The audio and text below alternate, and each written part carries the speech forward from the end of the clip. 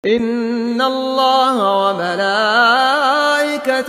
يصلون على النبي يا أيها الذين آمنوا صلوا عليه وسلموا تسليما.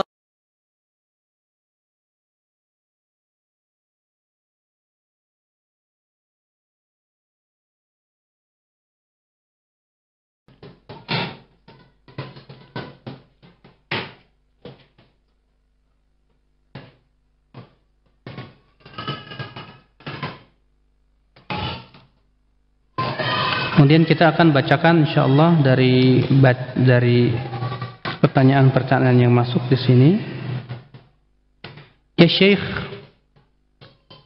di sini ada pertanyaan, Syekh, apa benar umur dan rezeki bisa dipanjangkan dan dilapangkan dengan silaturahim? Ya Syekh, hal sahih anna silaturahim tazidu fil umr wa tuwassi' fil rizq wa ma 'alaqatuhu bi anna al-amr qad qudir? الشيخ أن هل صحيح أن صلة الرحم تزيد في العمر؟ ثبت في الصحيحين من حديث النبي صلى الله عليه وسلم أنه قال: من أحب أن يبسط له في رزقه وينسأ له في أثره فليصل رحمه. هذا ثابت عن النبي صلى الله عليه وآله وسلم. ولأهل العلم قولان في هذه المسألة. القول الأول أنه لا يزيد الرزق ولا يطول الأجل، وإنما يجعل الله في الرزق بركة ويجعل في العمر بركة فيؤدي ما لا يستطيع أن يؤديه غيره. فيقول الأرزاق مكتوبة لا تزيد ولكن يجعل فيها بركة. أنت ترى أحيانا أن الله يرزقك بعض المال فيبارك الله فيه وينفع به، وأحيانا تجد بعض المال يأتيك ويذهب بسرعة ولا تدري أين ذهب.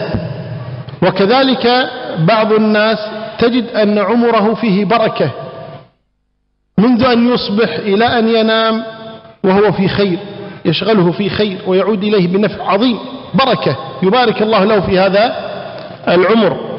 وبعضهم لا يجعل الله في عمره بركة. فهذا القول الأول لأهل العلم أنه لا يزيد زيادة حقيقية لا الرزق ولا العمر، وإنما زيادة معنوية، أي يجعل الله بركة في الرزق ويجعل بركة في العمر. القول الثاني أنه يزيد حقيقة، أن الرزق يزيد وأن العمر يزيد. وقالوا إن الكتابة كتابتان: كتابة تكتب عليك وأنت في بطن أمك، وكتابة تكون في اللوح المحفوظ. فيقولون إن الذي في اللوح المحفوظ هو الذي لا يتغير، رفعت الأقلام وجفت الصحف، لا يتغير. وأما الذي كتبته الملائكة عليك وأنت في بطن أمك، أجلك ورزقك وعملك وخاتمتك، قالوا هذه قابلة للتغيير، لكن لا تعلمها الملائكة، لا يعلمها إلا الله سبحانه وتعالى. فمثلا كتبت الملائكة للشيخ، ما اسمك؟ اسمك إمام؟ إمام. إيه. نعم. الشيخ إمام الآن مثلا الله تبارك وتعالى أمر الملائكة أن تكتب أن عمره 100 سنة. 100 زين؟ قل له 100 سنة زين؟ ها؟ تريد 100؟ Antum mau nggak umurnya 100 tahun katanya?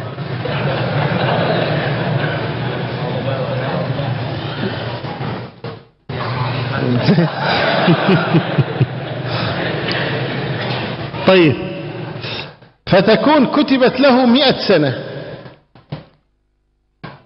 والله تبارك وتعالى أمر نبيه أن يقول: من أحب أن ينسأ له في أثره، أن يمد له في عمره، فليصل رحمه. الشيخ إمام يصل رحمه دائما، يصلهم بالزيارة، يصلهم بالعطاء، يصلهم بالدعاء، يصل لرحمه، لم يقصر معهم.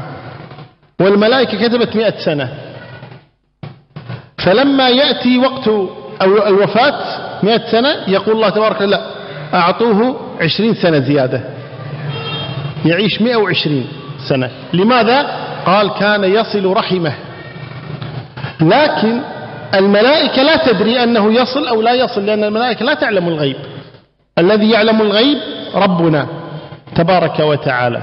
فلما وصل رحمه زاد الله له في العمر، هذا الذي عند الملائكة. لكن الذي عند الله في اللوح المحفوظ في الأصل مكتوب 120 سنة لا يتغير، لأن الله يعلم ما يكون. وهذا يقولون معنى قوله سبحانه وتعالى: يمحو الله ما يشاء ويثبت وعنده أم الكتاب. يمحو ما يشاء ويثبت الذي كتب لك وأنت في بطن أمك، الذي عند الملائكة. وعنده أم الكتاب، هذا الذي لا يتغير أبدا. قالوا: والدليل على ذلك حادثة موسى عليه الصلاة والسلام، لما أرسل الله إليه ملك الموت أن يقبض روحه. وقد أمر الله الأنبياء أو أمر الله الملائكة أن لا يقبضوا روح الأنبياء إلا بإذنهم. الأنبياء لا يموتون إلا باختيارهم. فجاء ملك الموت ليقبض روح موسى، فجاءه وكان يأتي على شكل إنسان. فلما أتى موسى قال له موسى: من أنت؟ قال: أنا ملك الموت، جئت لأقبض روحك. فموسى عليه الصلاة والسلام ظن أن هذا رجل كذاب يريد أن يقتله، فلطمه موسى، ضرب ملك الموت، ولا يعرف أنه ملك الموت. ملك الموت الآن بين يدي كليم الله، بين يدي موسى عليه الصلاة والسلام، أعظم أنبياء بني إسرائيل، فلم يتكلم ولم يقل شيئا، سكت. قال: أرجع إلى ربي أحسن. فرجع ملك الموت إلى ربه تبارك وتعالى وقال: ربي أرسلتني إلى عبدك موسى وهو لا يريد الموت وقد لطمني. فأعاد الله له عينه على ما كانت وقال: ارجع إليه فقل له يضع يده على ظهر ثور وله بكل شعرة تحويها يده سنة، كل شعرة سنة. فرجع ملك الموت إلى موسى عليه الصلاة والسلام وقد أعاد الله له عينه كما كانت. فلما رآه موسى قال: من أنت؟ قال: أنا ملك الموت، قلت لك. ويقول لك ربك: ضع يدك على ظهر ثور ولك بكل شعرة تحويها يدك سنة. قال موسى: وبعد ذلك، بعد هذه السنوات ماذا؟ قال: الموت. قال موسى عليه الصلاة والسلام: فالآن إذن. وهنا ملك الموت لا يدري هل موسى سيقبل العرض أو سيرفض العرض، لا يدري هل موسى سيضع يده كم ستصيب يده من الشعرات، هذا لا يعلمه إلا الله سبحانه وتعالى. ولذلك قالوا إن الذي كتبه الملائكة قابل للتغيير، والذي كتبه الله في اللوح المحفوظ غير قابل للتغيير. والقولان لأهل العلم وكلاهما له وجه، والله أعلم. Kata beliau, telah ada dalam hadis yang sahih dari bahwa Nabi Shallallahu Alaihi Wasallam bersabda, barang siapa yang suka untuk dipanjangkan umurnya dan diluaskan rezekinya, hendaklah ia menyambung silaturahim. Ini memang benar. Namun bagaimana hubungannya dengan bahwa segala sesuatu sudah ditakdirkan? Kata beliau, ada dua pendapat ulama tentang masalah ini. Pendapat yang pertama, kata beliau, bahwa umur dan rezeki tidak bertambah ya, secara hakiki. Akan tetapi Allah menjadikan pada umur dan rezeki itu keberkahan, sehingga apa diberikan oleh Allah Subhanahu wa taala keberkahan ya kepada umur dan rezekinya. Seperti engkau misalnya melihat bahwa ya, seseorang diberikan oleh Allah Subhanahu wa taala rezeki yang diberkahi. Terkadang ya, seseorang diberikan oleh Allah rezeki yang sedikit, tapi ya, masya Allah, ya, tidak habis dengan cepat. Sebaliknya ada orang yang diberikan rezeki yang banyak, tapi ternyata habis begitu cepatnya. Demikian pula engkau lihat ada orang yang umurnya berkah, semenjak pagi sampai dia tidur, dia senantiasa berbuat kebaikan dan kebaikan. Ini kata beliau pendapat yang pertama, bahwa yang dimaksud dengan hadis di atas yaitu tambahan yang bersifat maknawiyah, yaitu diberikan keberkahan kepada rezeki dan umur. Adapun pendapat yang kedua kata beliau, bahwa yang dimaksud oleh hadis ini adalah bertambah secara hakiki. Artinya ya bahwa ya rezeki dan umur seorang hamba ditambah oleh Allah Subhanahu wa taala. Kemudian mereka berkata bahwasanya yang ditulis tentang takdir manusia itu ada dua. Yang pertama adalah tulisan yang ada di tangan malaikat. Yang kedua adalah yang berada dalam Lauhul Mahfuz. Kemudian kata beliau, yang ada di Lauhul Mahfuz itu yang tidak berubah. Adapun yang berada di tangan malaikat itu yang berubah. Akan tetapi para malaikat tidak tahu.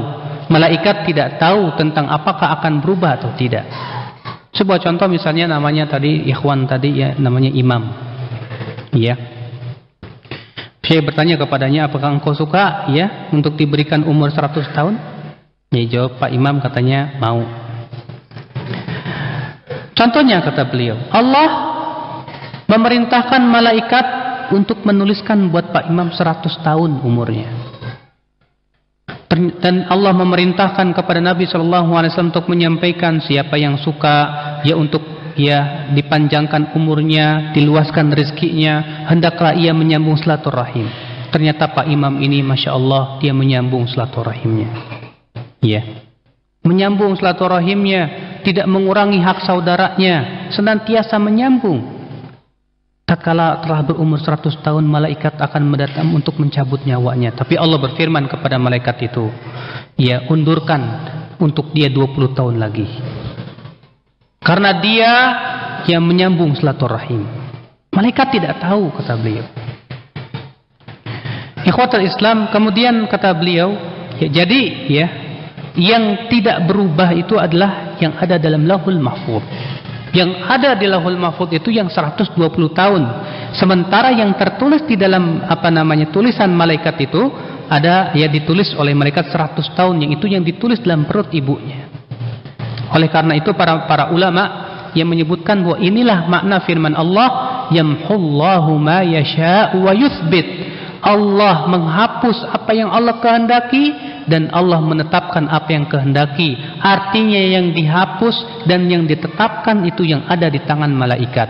Dan firman Allah setelahnya, wa indahu ummul kitab, dan di sisinya ummul kitab, artinya dalam Lauhul Mahfuz itu yang tidak berubah. Kemudian kata beliau, dalil yang menunjukkan kepada pendapat kedua ini juga kejadian Nabi Musa alaihi salatu wassalam, di mana kata beliau ketika Allah Subhanahu wa taala mengutus malaikat maut kepada Nabi Musa untuk mencabut nyawanya.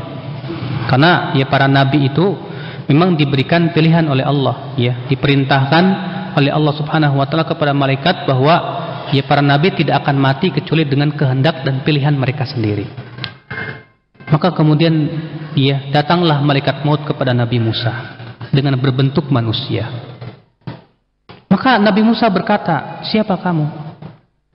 Maka kemudian dia berkata, saya malaikat maut. Nabi Musa menyangka ini orang pendusta ini, ya, ingin membunuh dia. Akhirnya ditamparnya orang itu, ditamparnya malaikat maut tadi, ya, sehingga matanya keluar. Maka kemudian malaikat maut ya tidak membalas, hanya diam saja. kemudian ia pun kembali kepada Allah Subhanahu wa taala.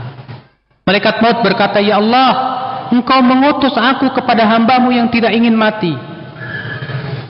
Maka kemudian Allah mengembalikan mata malaikat maut itu menjadi kembali sehat. Lalu kemudian Allah berfirman kepada malaikat maut, "Kembalilah kepada Musa. Katakan kepada dia, hendaklah ia meletakkan tangannya di atas punggung seekor lembu jantan. Maka setiap helai daripada rambut yang ada di bawah telapak Nabi Musa itu dinilai 1 tahun lagi. Setiap helai rambut tersebut sama dengan 1 tahun. Artinya diberikan oleh Allah tambahan umur sesuai dengan rambut yang berada di bawah telapak Nabi Musa alaihissalatu wassalam. Maka kemudian malaikat maut pun kembalilah kepada Nabi Musa dan berkata, "Aku malaikat maut akan mengambil nyawa memerintahkan kepada engkau untuk menyampaikan dari Allah agar bahwasanya Allah memerintahkan engkau untuk meletakkan telapak tanganmu di atas yaitu punggung daripada saur tadi, lembu yang jantan tadi." Maka kemudian Nabi Musa berkata, "Ya buat apa?" Kata malaikat maut, bahwa yang engkau tutupi dari rambut-rambut lembu jantan tadi, 1 helainya sama dengan 1 tahun lagi tambahan untuk kamu dari umur. Kata Nabi Musa, "Kalau semuanya sudah selesai, terus apa?" Kata malaikat maut, "Ya setelah itu mati." Kata Nabi Musa, "Kalau begitu sekarang saja aku mati." Lihat Nabi Musa tidak mengetahui berapa jumlah rambut yang ditutupi, misalnya kalau beliau meletakkan tangannya di atas punggung daripada lembu jantan tersebut. Oleh karena itu para ulama berkata bahwa yang berada di tangan malaikat itu yang bisa berubah, sedangkan yang berada di dalam Lauhul Mahfuz itu yang tidak akan berubah.